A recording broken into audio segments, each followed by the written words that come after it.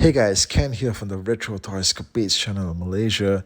In today's video, I'm continuing with part 2 of my review of Spin Master's new retro collection, Batman Forever Batmobile. In part 1, I threw the spotlight on the exclusive Kenner-styled Val Kilmer Batman figure that's included with the set. In part 2, I'll be taking an in-depth look at the Batmobile vehicle itself, so stay tuned and stay subscribed. As mentioned in part 1, you get the vehicle fins packed separately in the box, the giant middle one and the two that go on the sides. You'll have to manually attach these onto the vehicle yourself. Starting with the giant middle fin, just get the tabs underneath to align with the slots on the vehicle body and just push them all the way in until you hear a smooth and satisfying click. Once you're done there, do the same thing again with the smaller fins that go onto the sides of the rear wheel sections. Just push them all the way in. They go in with no hassle. They all lock into place, and then you'll have your Batmobile ready to roar into action. Now, the Batman Forever Batmobile is probably not everyone's favorite Batman car, but it is one of the most memorable, I would think. Two of the main things that make it so unforgettable is firstly, the exposed chassis and engine compartment areas. Now, I can't say that I've been too thrilled with Spin Master's movie vehicles to date.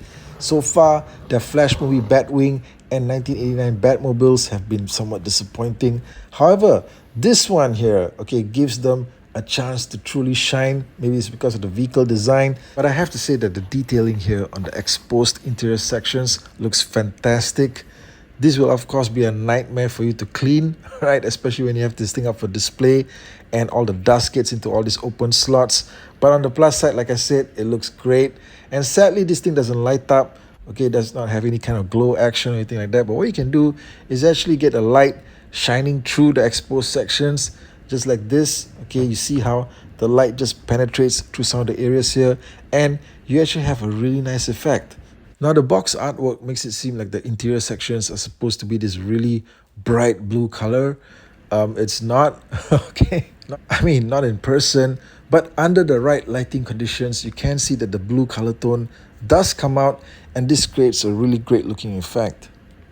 The second element about the Batman Forever Batmobile that makes it so memorable is that giant ass fin in the middle. Now this thing is just pure over the top insanity. Nothing about this thing is practical. And can you imagine trying to reverse park this Batmobile? The cars behind it must be screaming in horror. Seeing this giant fin just looming overhead. I can't help but feel that maybe at some point the designers maybe thought they were going a bit too far. Maybe somebody tried to stop them, but then they just thought, you know what, screw it, and they just went for it. So that's how something like this just turned out the way it did. And you know what, Spin Master have executed the design of this thing really well. But one thing I'll have to say though is that the material that they used here, the plastic that's used actually on the fin, is not sturdy enough. This thing is bendable in a way, and it's not really that much of an issue, except that when you're looking at this thing from certain angles, especially the front, it sort of looks a bit wavy, like it's twisting and turning in the breeze, something like that. Like it's a feather blowing in the wind. Yeah, listen, it's not supposed to be a damn feather. So I would have liked for them to have used better quality materials in the plastic for this to make it sturdier and to make the shape of the fin hold better, since it is, after all, one of the main visual centerpieces of this entire vehicle. Now, the finishing that's used here on the vehicle body is actually a matte finishing. It's not glossy plastic or anything like that. I don't think I own any Spin Master vehicle that has glossy finishing. But anyway, matte is a good look on a Batmobile. And then we walk our way around to the back of the vehicle, where we find the turbine for the jet exhaust. And this thing looks pretty plain. It's pretty basic looking. I wish the paint apps were a little bit better, but you really can't complain too much. And at least they got the size of it proportionate to the vehicle, and that's good. And now it's time to check out the main cockpit area where your Batman figure is supposed to go in. Now this thing is supposed to just slide forward, right? There's no button to unlatch it or anything like that. You just manually push it forward to get it open, and then you push it back to get it closed. Just back and forth. The operation of this thing is very smooth. And then on the interior of the cockpit, you get the driver's seat.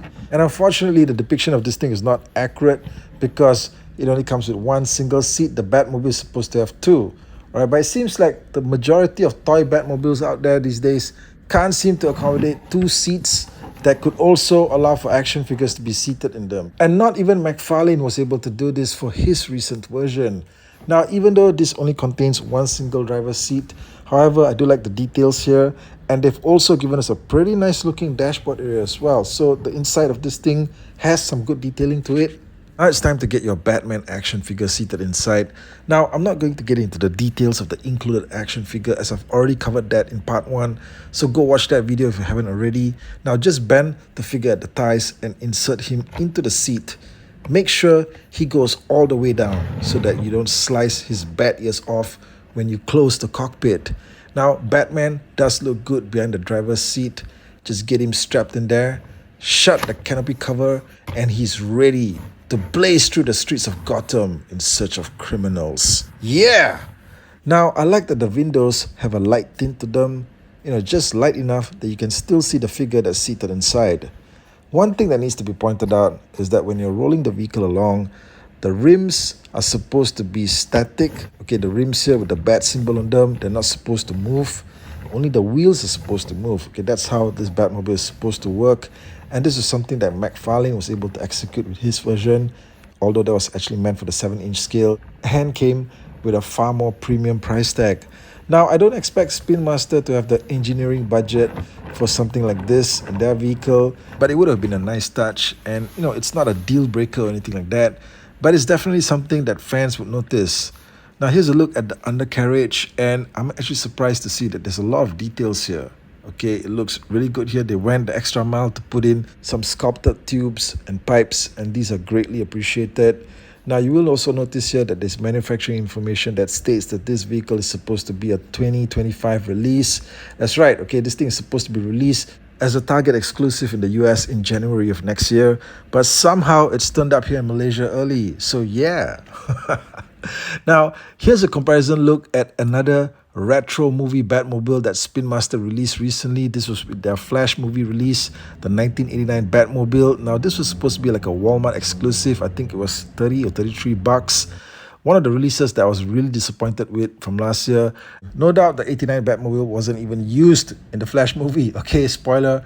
But, I would have liked it for them to have put a little bit more detail into it. But here's a comparison anyway. And you can see that the two vehicles actually do scale well next to each other, even though the scale of the figure that's supposed to go into the 89 Batmobile is a much smaller one, something like about 4 inches versus the almost 5 inches of the one that comes with the Batman Forever Batmobile. But still, okay, they do measure up pretty well next to each other. Now, I have to say that overall, this is a pretty good release from Spin Master. At retail, it's supposed to only go for about 20 bucks. That's a hell of a deal for what you're getting. And it's a great homage and a retro throwback to the style of the Kenner vehicles and action figures from back in the 90s. However, it does pale in comparison to the Kenner versions because it lacks the action features overall. Now, the Kenner version actually had a firing missile that came together with the vehicle, and also it featured a light-up interior chassis. Okay, that's something that I feel is essential for the Batman Forever Batmobile. You can just take out that firing missile gimmick, but something like a light-up feature, or at least something that allowed the interior chassis to glow, is sorely missed in this new Spin Master version. Now, I do have the Kenner vehicle on hand. I do plan to unbox it at some point, maybe in a future video. Let me know in the comment section if you guys want to see something like that. And let me know your thoughts as well on this new Spin Master Retro Collection Batman Forever Batmobile in the comment section. Hit me up right there. And guys, thanks for watching. I'll catch all of you again real soon with more content right here. Take care out there.